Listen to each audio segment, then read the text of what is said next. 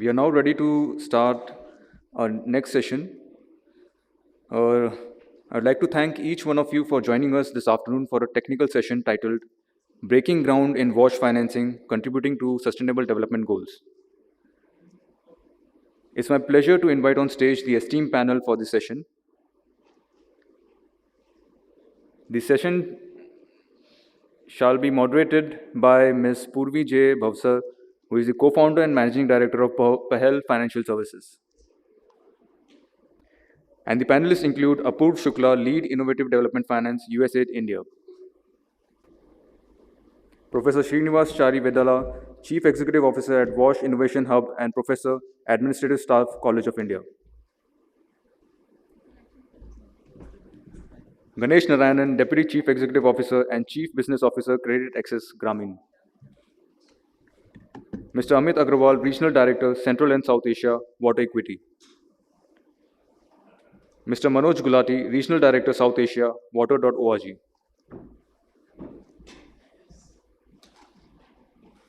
So we look forward to an engaging and insightful discussion. With this, I would like to hand over the session to Ms. Purvi J. Bhavsar. Thank you for joining this discussion. WASH is a very, very critical, very important subject, and Sustainable Development Goal 6.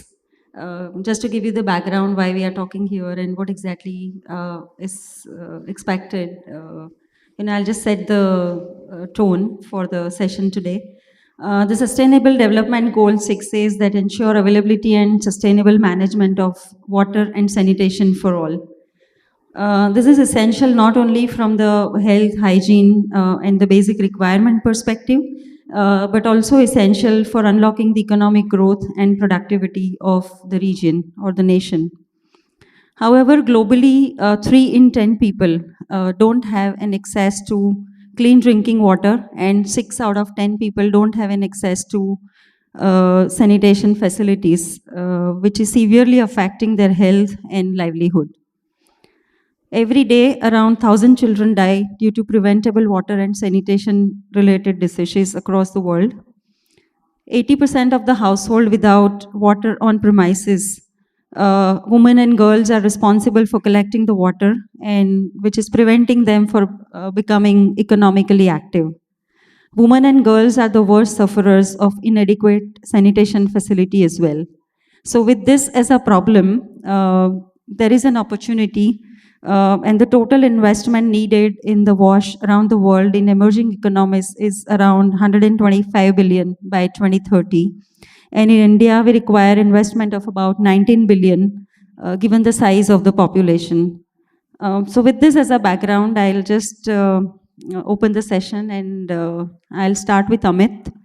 Amit, you want to tell us about, how big is the market and what is the potential of this market?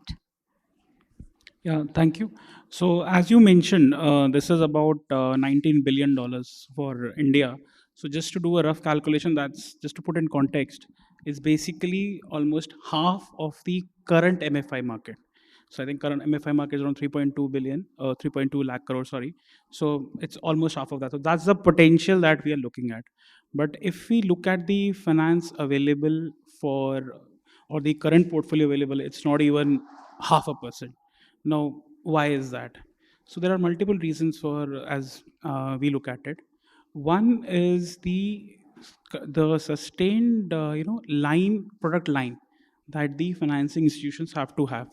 It can't be that okay, I'm a MFI company, I'm just offering this product as a top up loan or an emergency loan. No, it won't work that ways. The loan officers, the product officers in the organization have to have a focus on that. Now, why is that important? Because as lenders, I need to be sure that this product is in for a long haul. So that's important, because one is I have to see that product goes on, I create an impact, and we have a commitment towards our investors, right? That this is the kind of impact that we are looking at now. And just to put a context again to that number, interestingly, 19 billion is globally, the number is just 37. So in India alone, we are talking about half of the WASH requirement by 2030. So that's the kind of market sizing we are looking at. and it can be in many forms. It can be through a specialized loan for toilets, through companies, or an SME lender, or a housing finance company. So it can take many forms, but as I said earlier, it has to be a kind of a concentrated effort that a company has to take and keep investing in it. It can't be I make this today and I move out. No, that's not going to help us. So that's the main criteria, and the sizing has to be looked at. Can you, while you're, giving us the idea about the market, can you also briefly tell us, because there is a myth, as you also mentioned, that, you require a lot of technological knowledge. You need to have a separate team. And I'm talking more from the microfinance perspective, because we are so used to do certain loans, and the way we underwrite, and, we feel that a lot more is required to be invested. So can you just help understand how do they get started, from a potential borrower point of view? Right. So, as if we, once we have established that wash is a field the company wants to get in, so there are a lot of advisory firms who can get into it. One is sitting right here with water.org. They can help to even train the employees to make the marketing material, and more importantly, the borrowers have to be given that awareness that this is important. Because we are so used to in MFI using the word income generating, as we keep saying, that 85% has to be income generating, oh sorry, 50% has to be income generating, qualifying assets, the regulations are around them. We have to understand that, as you mentioned in the opening remark, that women and young girls are the sufferers, so they miss out, just not on time, they miss out on education. So tomorrow, if they are able to go to school, invest more time, they will also be using and aiding the income. So we have to create the awareness for the borrower, that why is it important. It's a small loan that you have to take. And from the loan officer and the company's perspective, these marketing material, how will it help them to be socially inclusive? That's another aspect they have to look from as a microfinance institution, and to attract investment, that's an added advantage for them also. So these two borrowers as well as the company officials have to be equally trained and made aware that this is a great opportunity to move ahead. Sure. Thank you, Amit. So the next question will be to Ganesh, because you were one of the first one to sign up with water.org, and you have already created so much of an impact. So can you tell us something about the impact that you have already created by reaching out to so many borrowers, and how do you see going from here on? Sure. Thank you, Pove, for that opportunity. So I think for us, the journey started close to a decade ago, especially with Water.org and another partner. So, as you know, all our customers are women and we are more rural. And at that point of time, even because before the focus of Swachh Bharat was at its peak, there was still lack of awareness amongst the customers, amongst the communities. So for us, the first big challenge was to make this something useful, or make the customer understand that this is something important, this is required. So it took a lot of effort. I think good support from water.org and our partner, which is Navya Desha, which is our CSR wing at that point of time. So we went about speaking to communities, panchayats, our customers, creating awareness, especially about hygiene, health, how it is important for them. And that's how our journey started slowly. And I think over a period of time, we've also started this as a specific product with very low volumes initially, but now over a period of time, we would have funded close to around 14 lakh sanitation loans. We've done close to around 3.5 lakh of water connection loans. So this is picked up over a period of time, and I think it continues to be a focus area for us, especially because, like all of you mentioned, this is more targeted towards women's safety, hygiene, right? So it's something that we are quite passionate about. I think with our new states picking up, which is states like UP, Rajasthan, Bihar. I think over a period of time there would definitely be a lot of potential for us to work on this. I would also say that in the recent past there is a lot of momentum that has happened to this because of the government schemes, because of the push by the government, etc. But I think this is something which will be a continuous offering from us while we work on innovating newer products around these things, right? So that's broadly how I could summarize it. Because I also represent microfinance industry, a very natural question would be, how this product, the repayments have been, because that's something that we always worry. That's the first thing that comes to our mind. So, how the repayments have been, and particularly, have you seen anything different during COVID, Right. post COVID times? Right. So for us, I think this product, our entry product is definitely an income generation loans, and the customer are eligible for subsequent products after a certain vintage with us. So this product also falls in that direction, and hence we've seasoned the customer for a certain amount of time. We are quite comfortable taking incremental exposure for specific needs of the customers, be it sanitation, be it water, education, some core themes that we work on, and all these products have behaved at par with the rest of the products. So it's the same weekly collection that gets clubbed to them while you're giving them a separate loan for this. So there's a single repayment that the customer makes every week. So we still focus on weekly, and hence the repayments are smaller, and we still continue to be one of the cheapest loans for the customer. And for loans of this nature, we offer it much cheaper than the income generation loan. So that's also something that incentivizes our customers to look at this product positively. But very clearly, I can see that the awareness is at a different level now, with so many things happening around. Women's safety is coming as a priority. So there is a drive from everywhere. I think if a lot of institutions take the next step, so even now, say for example, while we are seeing that a lot of work has been done, there is still demand for improving the quality of toilets, improving the quality of how they store water, how they bring water to their homes. So I think all of this will keep evolving, and we should be able to do a good job as we move forward. Sure. Thank you, Ganesh. Manoj, I'll ask you the next question. Right, you have, Gramin Kuta has evolved right from the first, relationship with water.org to how the markets have moved, how market scenario has changed, how customers have evolved from, what I hear Ganesh say is that, there is a lot of awareness, people want to have it. They now are also wanting to go to the next level of, better ways of saving the water, or having better facilities for sanitation. So how has been your experience, and how have you seen things changing or evolving in last few years? Yeah, thanks, Purvi.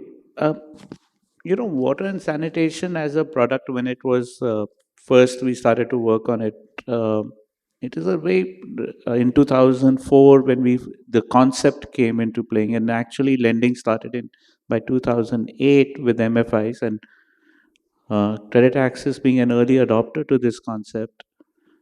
It was an interesting concept. The idea that the woman will and the client will pay back a loan for water and sanitation seemed a little out of sync into normal lending logic that we have. It seemed like this is the classic product that people will uh, take the loan and not pay back. NPAs are going to be high, interest is not going to be there. But the reality came out was that this product actually has a very high emotional connect with the woman borrower, with the situation that the people were living in. The coping cost, once and in they understood that their coping cost was actually much higher for them. The medical bills that they were paying, the lack of, the productivity loss that they were having, they would immediately, and the ability to, they didn't have 20,000 rupees or 15,000 rupees to construct it, but they were happy to pay or take a loan and pay 700-800 rupees per month. They have that ability, and reaching and solving that problem became a aha moment. I still remember in 2018 there was a joint study done by water.org and UNICEF in Maharashtra, and what came out was very interesting. Awareness level that water and sanitation is a product approved under priority sector lending, and it can be used, was only around 17-18% at the client level. Willingness to take a loan was at around 72%. So our reality check that time was increase the awareness, and the people are willing to take this loan. There's a buy, and we all are looking for products where there is a client buy-in coming in. This was one of those products. So I think it evolved through that journey map. Another perception that stayed very early in and for very long stayed was that this is a two product story. It is a story for either you take for a toilet construction or you take for a pipe linkage. But the reality is, it's like any other, it's a portfolio. Wash, to think about it as a multi-product portfolio, and MFIs and financial institutions should think of it from that perspective. Once I've engaged with my client, the cost of engaging, my cost of lending has actually comes down over a period of time. Because the client says today, you gave me this loan for making my toilet improvement or a toilet loan, but I actually have a water filter problem also in my house. The next time they'll say, I actually need a storage tank also.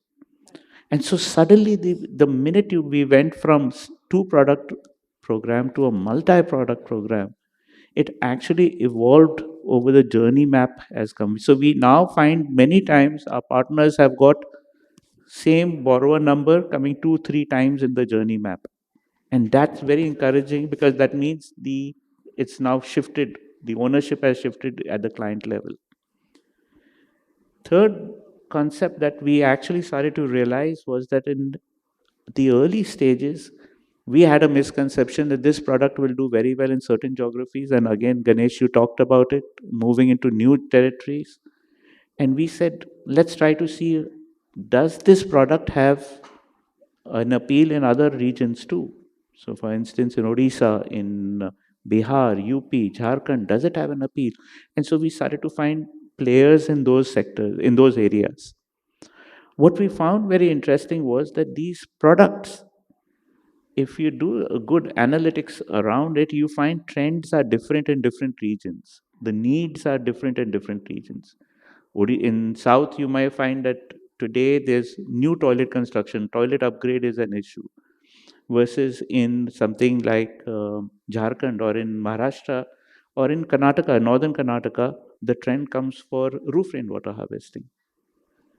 So the ability to not get ourselves into this, today we have all reached a place of analytics and evolved understanding of our client. We need to use those tools to make faster penetration, better appeal to the people, and then we don't have the issue of repayment rates. Those are taken care of because once a client understands it, it really becomes very helpful. I wanted to also give one more assessment to it. When we looked at it, the government has done a tremendous job with respect to, and last 7-8 years, if we look at it under the Swachh Bharat program, 11 crore toilets were made. These 11 crore toilets were one-time toilet construction. Government is not going to come back and say, next time you need a new toilet or you need to, improve your toilets, we are going to be there for you. You have brought 11 crore families from outside open defecation to indoor defecation. What is this? What is the next step in their evolution? There's a concept in SDG known as the sanitation ladder. So from open defecation, they have come to basic sanitation needs. This basic sanitation need is going to go into upgraded sanitation needs. It was hard to get people from outside to inside. Once they're inside and their children have got used to this, their need, and today's rural India is so much evolved that they are demanding the same kind of improved facilities as a city people would be asking, urban people. And so there is a very changing trend that we are noticing and it's very exciting to see that as the government did the initial work, the basic sanitation, the financial institutions and our relationship with the clients are going to take it to the next level. With that, back to you. While you're talking at it, why don't you tell us that, after having seen so much of change, and I know, because I'm extensively traveling in the rural parts, I see how their aspiration, particularly the kids, the new generation, their aspiration also is matching with what possibly you will have it in urban areas. So, in terms of having better sanitation facilities, from basic to better, I think that's the way it is going to be. But how this has helped change the perception of financial institutions or customers towards this product or the portfolio at an industry level? Do you see that people have started? Of course, there is a lot of talking that is happening, but have you seen some, people getting more interested, more Yeah. players coming in? Based on the audience, I would say yet to be done. But I'm really appreciative of the audience that has decided to come for this session. If you look at it, Purvi, that it's very interesting to think about that. Initially, this used to be considered as a grant-based solution. Yeah, there was a mindset, and I'm just appealing to just think about it. That when water.org or FWWB or other organizations want to give some grant money, then this product we will sell. Today, pioneering institutions, again, Credit Access, Muthoot, Saturn, they have actually integrated it into their, because they understood the business vibe, the need and the viability of the product. I believe, Ganesh, I'm speaking on, and I'm not crossing the lines at this stage. But I believe that this is a trending towards mainstreaming is happening. Today, people are finding confidence that 3 to 5% of their portfolio can be dedicated to wash as a, for next many years to build upon. Obviously, that's the way the market is evolving to it. Today, if I look at it, and just to give Puri some numbers to this thought process, when COVID happened, we were really having a fear that there would be a pushback in the numbers. I'm happy. I was actually amazed to see the trends. What happened post COVID. The demand for water and sanitation actually peaked up. And financial institutions who understood that product early in the curve, they enjoyed that ride very well. You'll be, be very proud of the fact that India itself has done over $1 billion lending. I'm sure for any financial, if you think about it, water and sanitation is $1 billion product today in India. If you look at it over globally, and it's 4.4 million loans have happened till date. Last year itself, 1 million loans happened in India. That's actually to us very revealing that the demand is there. People recognized it post COVID that they do need to have clean facility. The risk of to their own health and their family's health is tremendous, and they are going to improve on it. And then added the economic shift that is growing in the way the GDP is growing. There's going to be continued demand for such basic needs in your own household. I think it's for the FIs, again, those who have picked it up have been riding it. And the others need to think of it as their own product, invest into it, see what technical assistance you need, and then use it as an ongoing relationship with your clientele. Sure. Thank you, Manoj. That was quite detailed. But I'll just pick up from what you were mentioning about, when you started in 2008, most people thought it was a grant base. So, if you want to do some CSR grant, because WASH typically is always seen as a public service delivery. So with that, I'll ask Professor I just want to Chari. say one line, and I think you hit the nail, Purvi, that people thought of it as a grant-based, some CSR work. FIs, and like I earlier said, FIs need to spread the awareness as a product and build it in their category. It's not important that the woman has to take the loan. It's important that she has the option to avail this loan when she needs it. That's the gap we are trying to fill in the process. Absolutely right. So with that, I'll ask Professor Chari because, I think he can give us a different perspective on, what is the role of a public sector, as WASH is a public service delivery. And that's a new word that I learned from him yesterday. I mean, I'm an outlier in this conversation, so I speak my mind.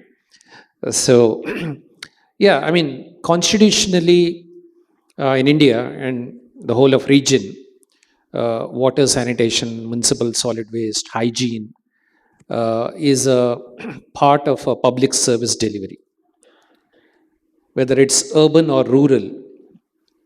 And MFIs and due apologies, all the folks sitting in this room, since the public service delivery didn't do very well, as a coping mechanism, many of you started lending money, if I may put it very bluntly.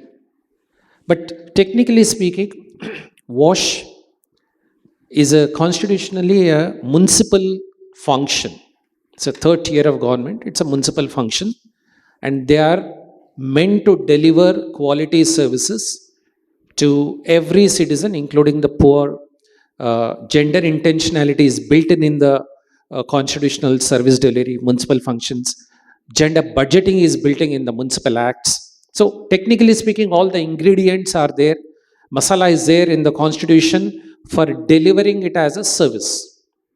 Now, one can argue why national government suddenly comes up with Swachh Bharat mission and Amrut Jal Jeevan mission and Amrut mission, all these missions, when constitutionally it is a municipal function. There's no need for national government should be looking at defense, trade, commerce, global relations. But why toilets? Why water, which is a municipal function? So one can argue that. So the reason is, I think that's where we need to have this conversation. The reason is that the national government stepped in because failure of these service delivery in an accelerated way is impacting the economic growth. If you want a double digit growth, if you want 6%, 7% growth, then these services have to be taken at par with other services like health or roads or any of those infrastructure. So that's number one. Second is also about environmental sustainability. These are not just, and environment is a national subject. It's a constitutional, it's a national concurrent list. So what happens is that it has a dual impact in terms of human development, it has impact on the economic progress, it has impact on gender, and it has environmental sustainability impact. Considering all this, the national government stepped in. Now, the rules of the game has changed because of this national government stepping in. Earlier, toilet provision, water access, it's a municipal function. Citizens had to borrow 20,000, 30, 40,000 rupees to gain access to a toilet construction or to take a municipal connection, even a water supply connection, the last mile connection. But now the national government stepped in, state government has leveraged money. So if I want to build a toilet, it costs 20,000. National government pays only 4,000 rupees, but state government is giving a matching support of 12,000 to 18,000 rupees. So the money has flown in the last 7 years, as Manoj said, 2 lakh crores in phase 1 of SBM, about 2.5 lakh crores as phase 1 of Amrut mission in urban areas, and then rural massive change has happened. Now, what is required right now within this context of this event? It's not always household credit that matters right now. What matters is people have got access to toilets, people have got access to water supply, wash services, basic. Now it is time for safe sanitation. It is time for safe water supply. Now, how do you get this, what is called from basic to quality standards? Not in one location, two locations. We have 4,041 plus urban local bodies. That's a market size we're talking about.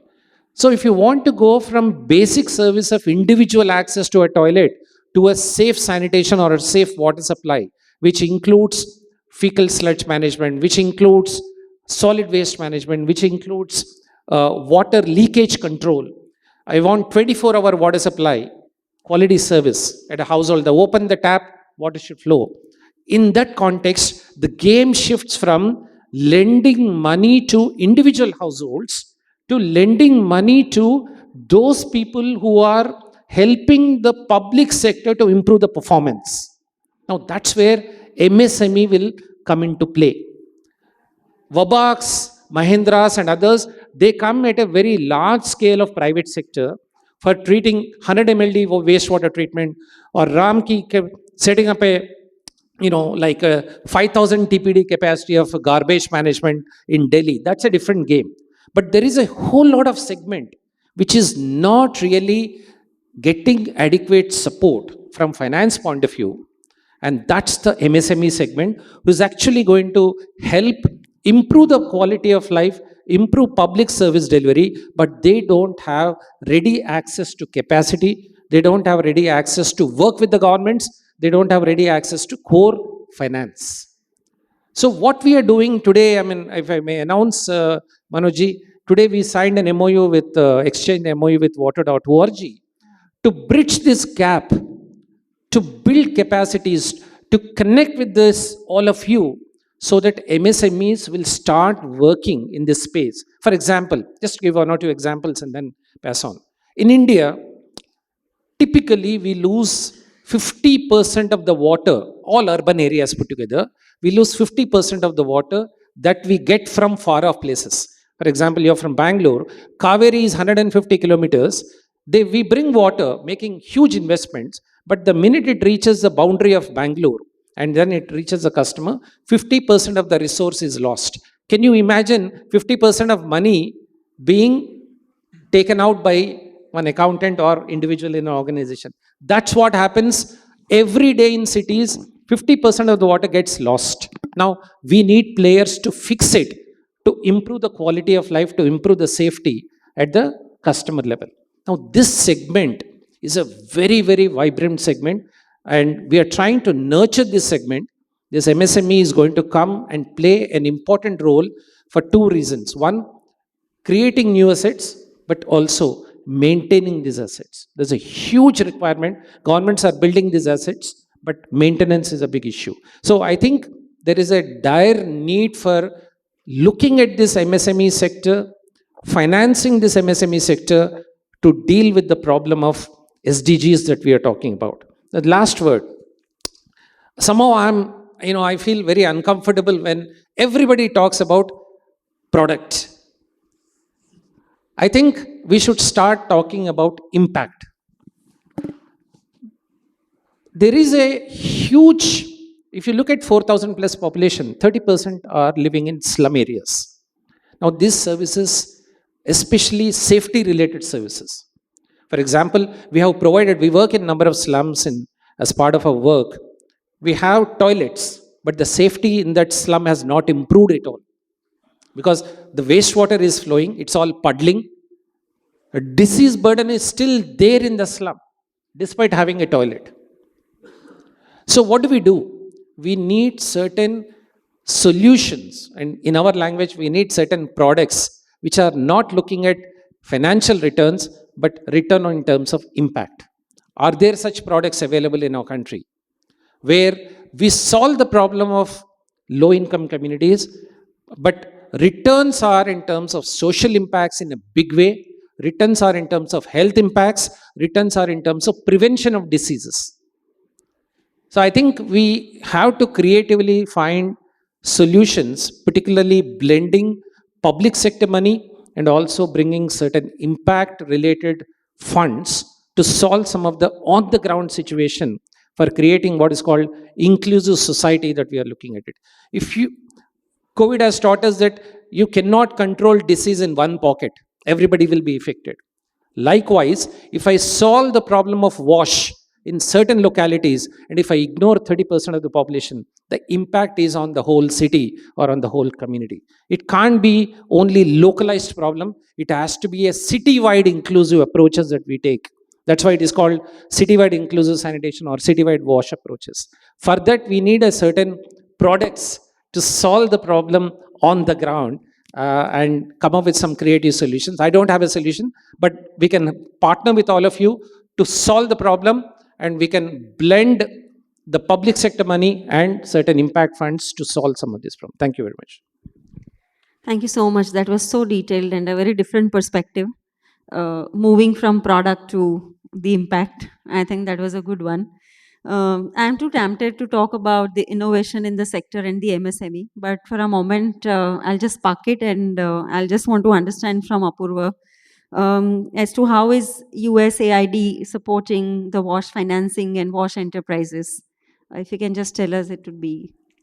Sure. No, firstly, I think there couldn't have been a better pitch for financing for WASH SMEs to investors, to existing investors, to potential investors than what Professor Chari just did.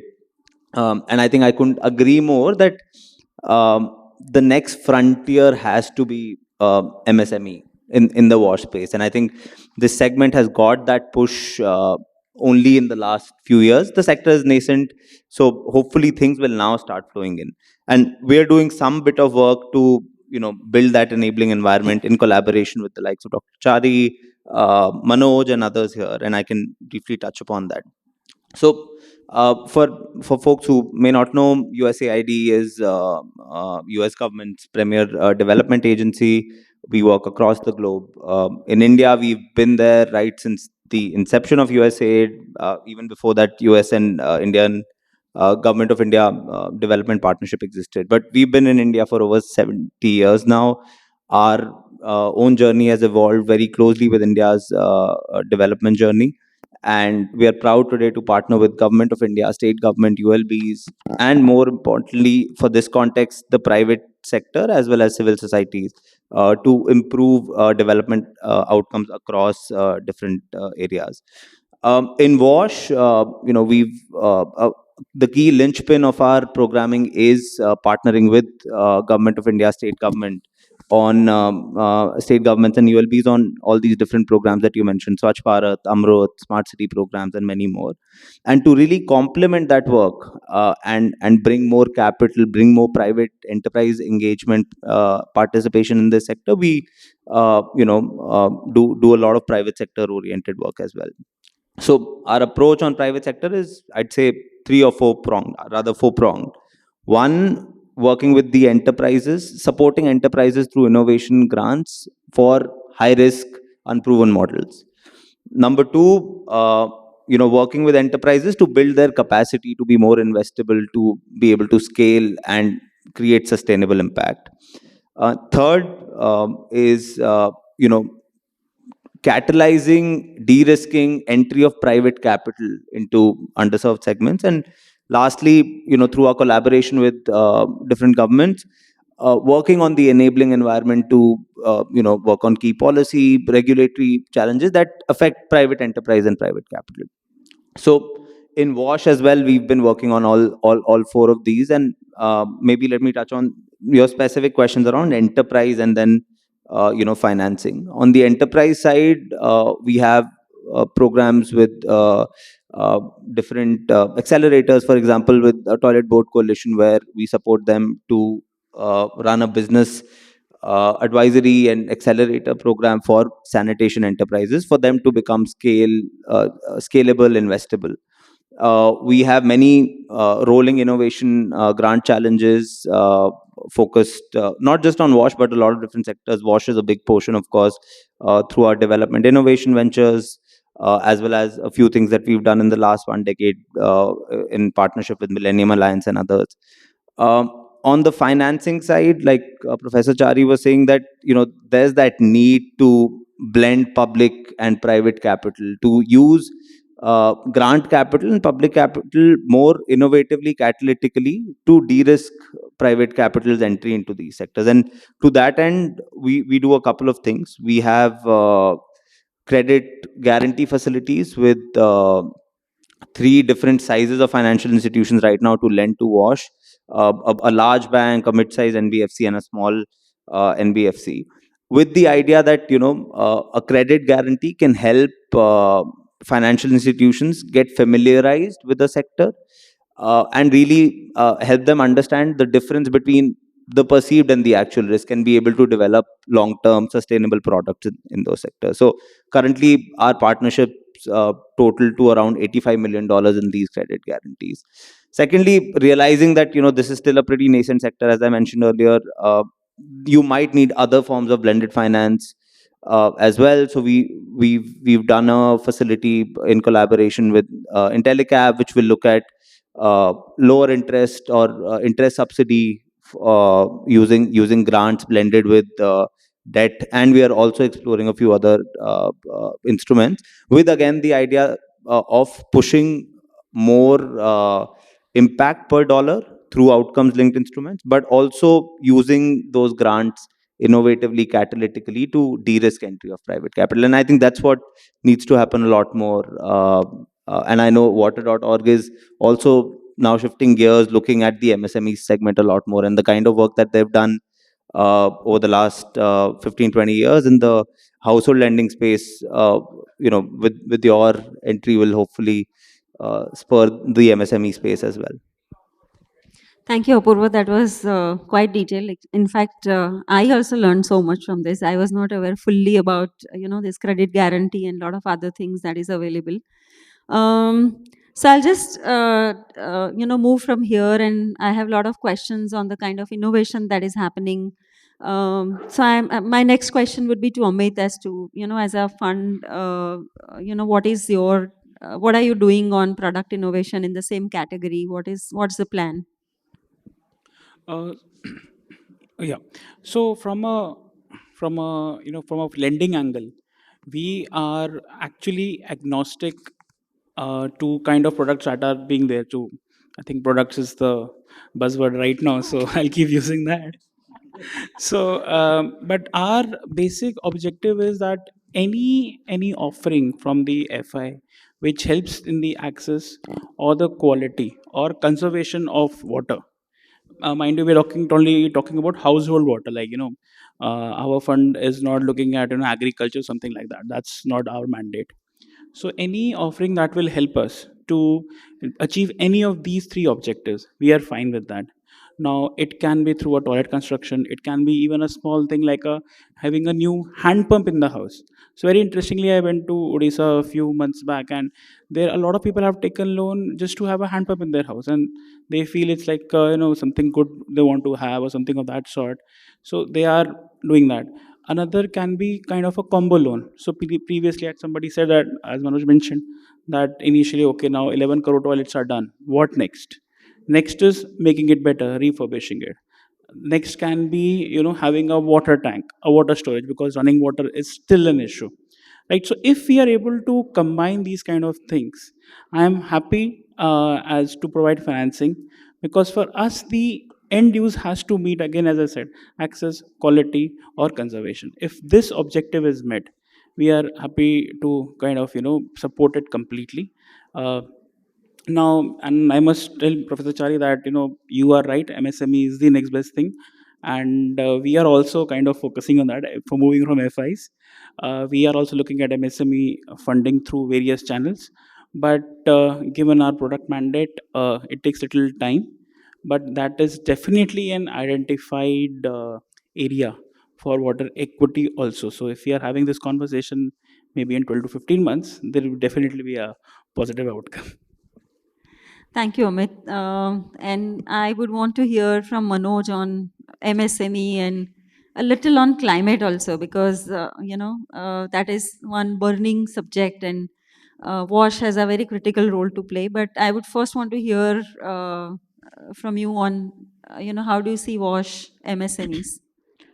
So, thanks, Purvi. If you look at WASH MSME, and I'll bring in two studies that came out recently. One study was by Standard Chartered on the SDG investment mapping that they had done. They identified that the total investment India needs to answer all their SDGs is around 2,600, 2,700 billion dollars, out of which SDG 6, which is pertains to water and sanitation, is around 190 billion dollars. I would take a more conservative view and say maybe 20% of that is readily, easily investable opportunities. So let's not worry about the high hanging fruits. So we know all of us are looking for easy investable opportunities. So that's what I'm saying, around $20 billion is there. Another study done by Dalberg came out with a very interestingly similar situation. They said around 20,000 crores is the water and sanitation investable market, but only 16% is being invested at this stage. 20,000 crore market, 16% being invested. So there is an opportunity sitting it, and I think I've already explained the ethos of why such a market is evolving into it. What is important at this stage is that we look at the market from two, three different perspectives. The changing household structure. What Professor Chari talked about was the changing, the entire spectrum has to be built into. So for some financial institutions, just lending to the MSME for small to medium sized ticket is a good place to be. Versus for some banks who are over here, I'm seeing some of the banks have also come. For them, it may be looking at the larger utility projects that are there, where concessional financing could play a major part to it. I agree with, uh, not with too much happiness, but I'll agree with Professor Chari saying that yes, impact is a part of the thing. But for impact, the government has to really position it as concessional financing. They have to let, they are doing a part of it, but they have to attract the investor community, make it attractable for the investor community to come in. And only then will you find the changes happening. Right? Otherwise, under current this thing, if they are putting in more into the capex, they got to give us the opportunity for the MSME to have the O&M to be established. And that's when the financial institute FIs and banks will say, yes, I can see that. I think the MSME sector will evolve very rapidly in the next 5 years for water and sanitation.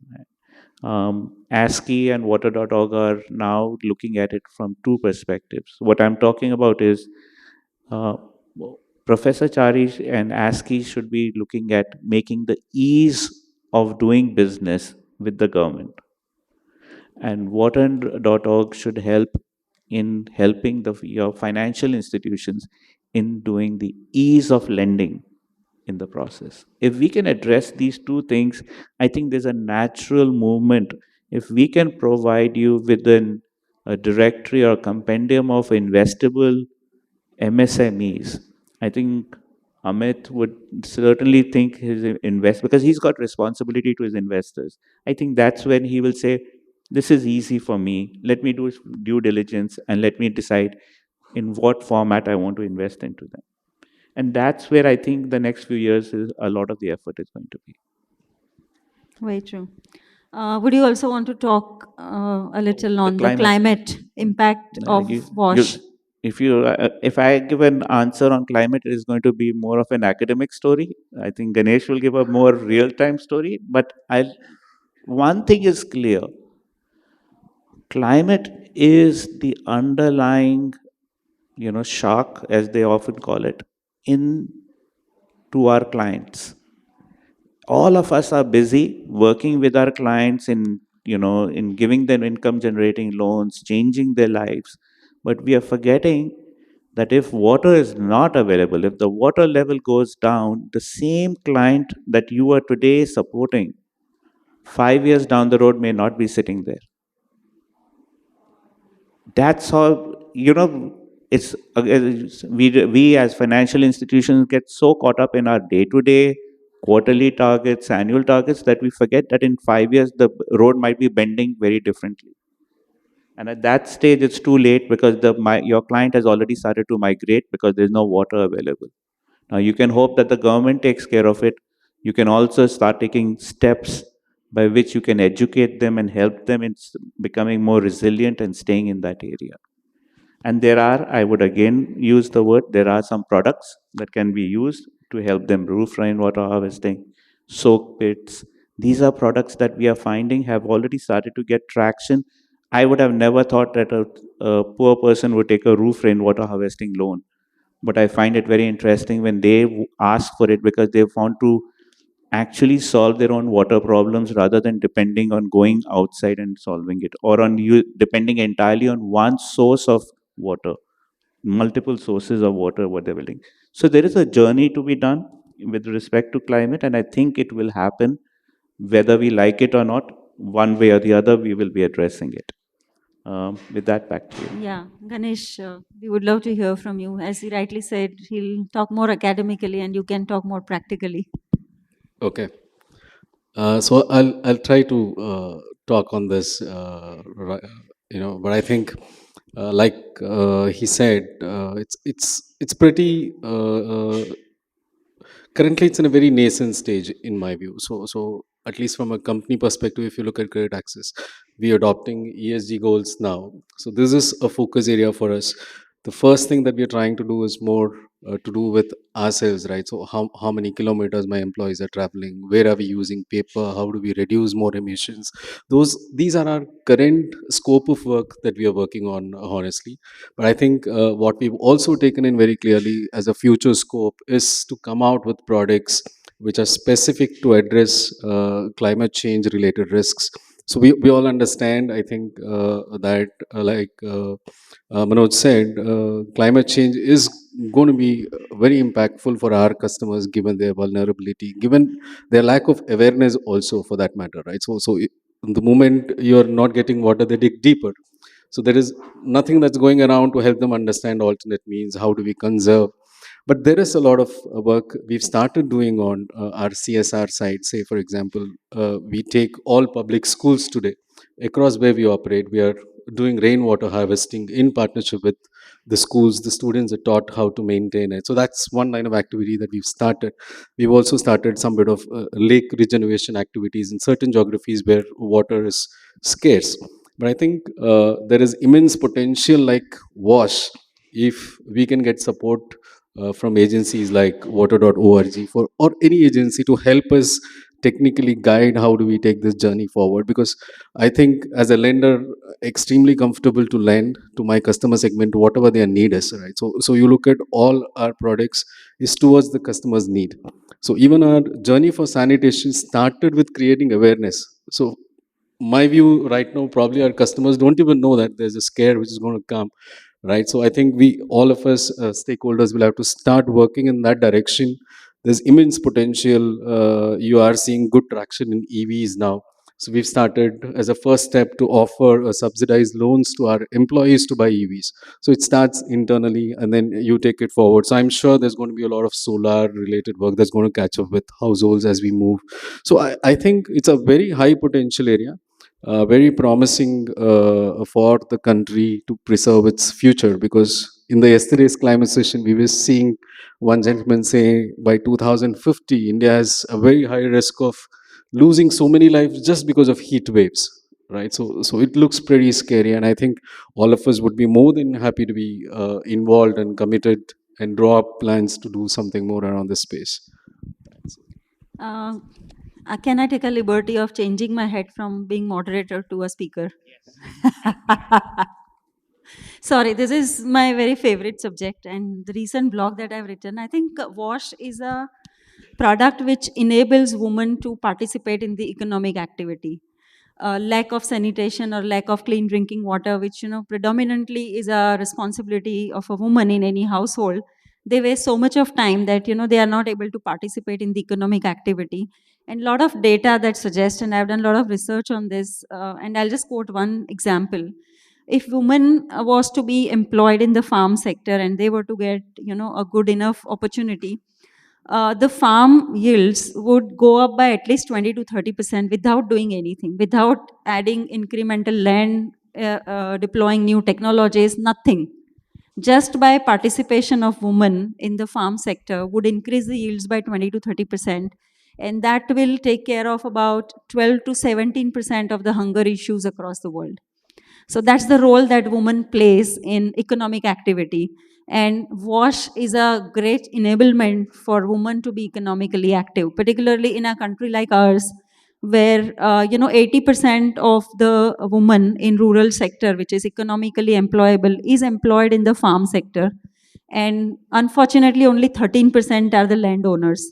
So with these statistics, I think women has a huge role to play, and WASH is a great enabler, in ensuring this. And the gap in economic activity and women's participation is possibly the highest across, there are 4 segments. And the gap, if we start working, the way we are working today, it will take about 200 plus years to fill up that gap.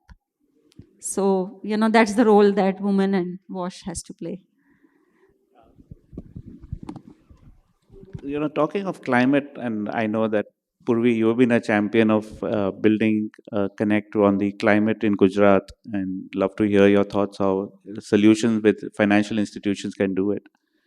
But earlier I talked about the idea that why addressing climate is important for you to preserve and build your client base. I think there's also a second side to the argument, and that is climate is today funds are more readily available if you can connect it to how your to ESG carbon footprints, and we need to start calculating that in every activity that we do. As we do that, we actually are maybe able to bring in more investments and more interest coming into it because we are actually solving global problems. Investors globally are having a hard time to find where the right impact stories are. And we just need to be, as financial institutions, smart enough to build that story for them. And I think that's something to keep in mind for the next few years. So, With that, over to you, Purvi, for what are you doing at Gujarat for on climate? maybe I'll first speak to Apurva and understand, what makes this sector investable, because you never know, we may be one of the beneficiaries someday. No, I think, thanks. And I'll quickly pass it back to you to answer Manoj's question. But I think on the investability piece for MSMEs, you put it in a very nice framework. Ease of lending or ease of investment needs to improve quite significantly, and ease of doing business needs to improve quite significantly. Let me try to unpack that. What do those two things potentially mean? And there might be a lot more set of interventions needed than what I'm saying. But I think on the lending or the investment side, one is what I talked about, and I think Professor Chari and you also touched upon, blended finance, concessional financing, financing or catalytic money that's de-risking entry. So credit guarantees, concessional finance, and things like that. I think that can really help institutions or financial institutions enter the space in a small way. But once they understand, hopefully, they can build a market out of it, right? So I think more of that. Second, and I think very, very importantly, and I think Amit spoke about it in the beginning, is how do you educate investors more? How many water equities are actually there? How many investors are actually putting equity in this sector? How many banks actually understand the MSME space? How many NBFCs are actually making this a separate big business vertical for them? So I think that investor education, at the very least, to increase the breadth of investors. But then, even with investors, banks that are already in this space, how do you move that uh, education and understanding from the top brass to actually the banker or the business development, the marketing people, the underwriter, right? So I think that's where a lot of work needs to be done. And I think we, even with the guarantees that we've done, that's where we continue to struggle with. I think there's a lot of buy-in, there's a lot of push at senior management level, but when it comes to the ground and actual lending, there's a mismatch. So I think that needs to happen a lot more. And I think the other is, and Manoj talked about, is technical assistance to MSMEs, helping them digitize, improve their processes, to do better marketing, to do, be able to do better business and be able to navigate the government ecosystem. And I think Professor Chari has done some great work there. I think on the ease of doing business side, there's a lot that's happening. There's a lot of great initiatives, but I think we can keep doubling down on building ULB's capacity and ULB officials' capacity to be able to engage with private enterprises, improving procurement processes, making it easier for newer, smaller MSMEs to come into the market. improving financial health of ULBs to be able to make payments to private enterprises completely and on time, more importantly. And doing that matchmaking with ULB, between ULBs and the innovators. And I think lastly, maybe this is an aspirational thing to talk about, but bringing this under priority sector lending, wash MSMEs, which is currently not probably getting that spotlight attention of banks. Maybe this is something that can also help move the needle. So I think those few points there on how we might be able to make this sector more investable, bring in more capital. Thank you so much, Apurva. I think there are a lot of questions that I personally would like to ask, and I'm sure people from audience, but in the interest of the time, maybe I'll just I'll have to close the session maybe with a closing remark from Professor Chari or Manoj, or you just want to make some. So thank you. Just like to add one bit, what Mr. Manoj, and I think if we can, if you are interested in financing decarbonization initiatives, or in our general language, climate change, I think you just invest in wash, improving wash services. You don't need to think twice. Because if I am fixing the methane emissions from garbage dump sites and converting into gas and power, I think there's no brainer. If the fecal sludge, so many toilets are built under Swachh Bharat mission, the sludge is releasing methane. If I can take it to a common FSTP and treat it, it reduces. If I can reduce non-revenue water, which is sort of guzzling a lot of energy and wastage of water, if I can reduce from 50% to 30%, it's a direct impact on climate change agenda. So the point here is that if you don't have to think twice, what is the impact, where do I invest money, just invest in wash service delivery improvement. I think it's a natural fit. That is number one. The second just point I would like to say is that we need an ecosystem to bring three critical players. One is about the government, second is MSME, we are all discussing about it, and third is the financial institutions. So we realized that while we were doing this relationship building, as he says, ease of doing business between governments, municipalities, state governments, and MSME, and we've been working for the last 2 years, but we were not able to really bridge the gap between, because the terminology, the narrative, the context is very, very new to many of MSMEs and also for us. So that's when this partnership, my participation in this partnership through water.org is basically to understand, bridge the gap between MSME and the finance, and also close the loop between government, MSME, and finance. So it is in this context that we created what is called WASH Innovation Hub. Now this WASH Innovation Hub is an outcome of a conversation like this. When Mr. K.T. Ramarao and we were doing is our minister in Telangana, I think some of you know, he's an IT minister and industry minister. He is also municipal administration minister. So he always talks about jobs in Hyderabad, millions of dollars, lakhs of jobs created through IT sector. And I challenged him, sir, if we can create a mechanism of improving wash services, the wash will be the new IT for Hyderabad. So wash will be the new IT for India, in fact. There's so many jobs which are inclusive, which impacts women, which impacts marginalized. Whereas IT caters to a particular segment, whereas this has a multiplier effect in terms of jobs and impact together.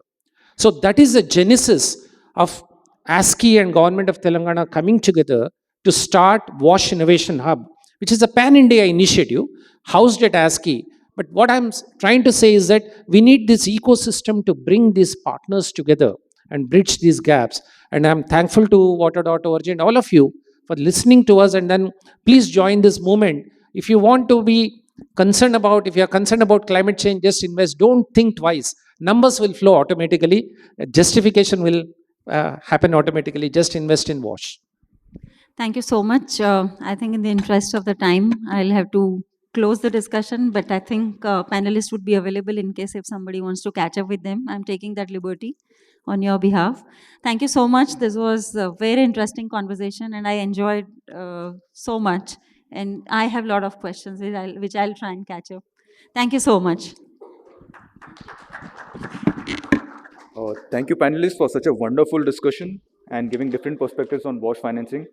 As a token of appreciation, we request the panelists to accept the souvenirs as they walk down from the stage.